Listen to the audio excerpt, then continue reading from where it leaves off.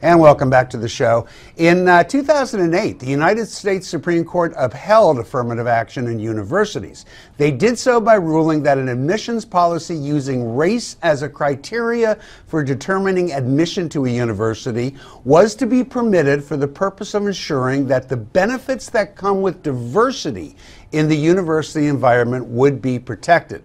Now, that decision was not popular with everyone. The issue then was tested once again in 2013 when the Supreme Court decided to uphold the 2008 case, but they ruled that the burden was on the university, not the rejected white student, to prove that giving entrance to a minority student at the expense of that white student was necessary to maintain a diverse student body. While this decision came as something of a relief to those who support affirmative action, in reality, the Supreme Court had made it considerably more difficult to use affirmative action in public universities.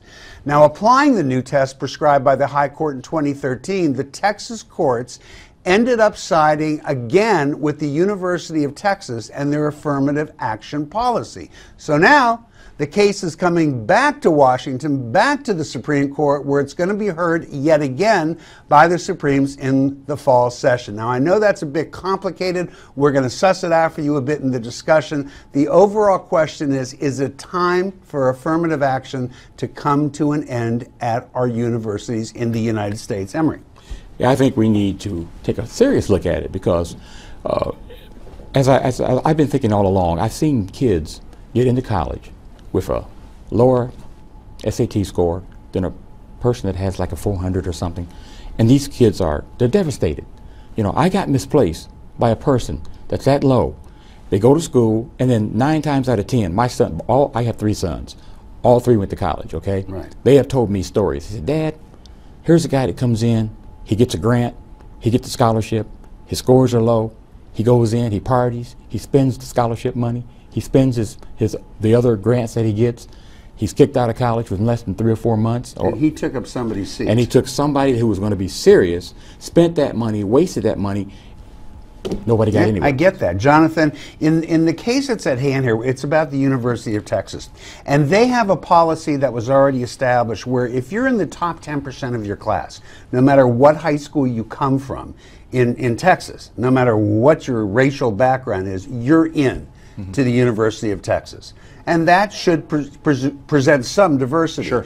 But if it's not presenting enough diversity and separating, and we're going to get to the issue of diversity in the workplace, which I think is very different, but separating that from the case, diversity, would you agree, is an important part of the university environment, and maybe some slack should be cut there? Well, you just said that in Texas, right, they take the top 10%, yes, right?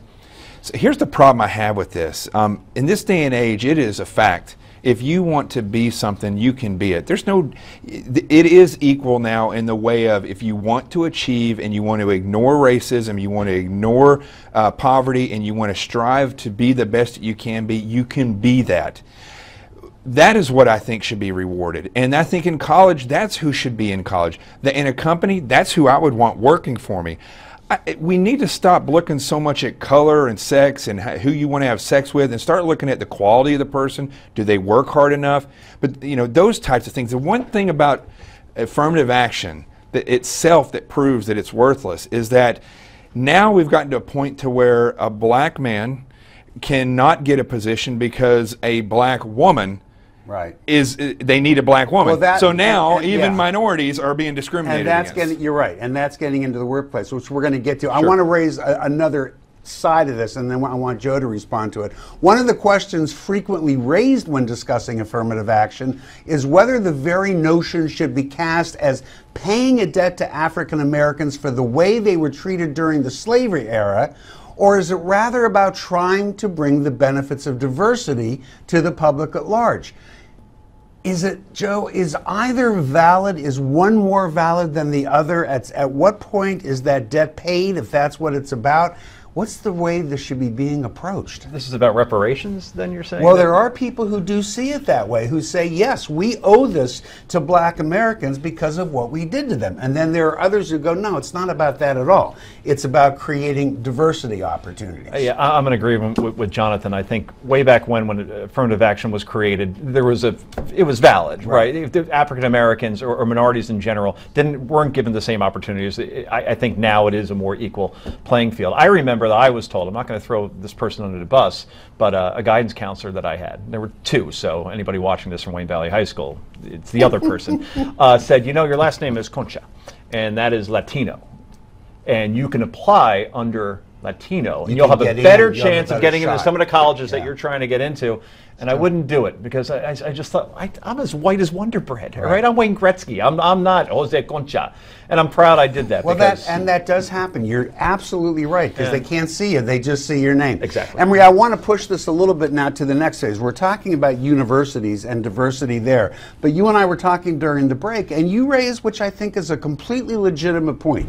Now we go into the workplace, and we see these same standards being applied, and there are now incidents where people who may not be qualified get jobs that highly qualified people aren't getting.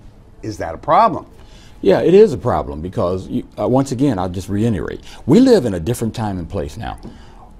We live in a country where diversity, where the people don't even look at that kind of stuff anymore, the kids or anything. So you have police departments. They'll put out an employment benefit, or they'll put out an employment, you know what I mean. They'll put out something for employment.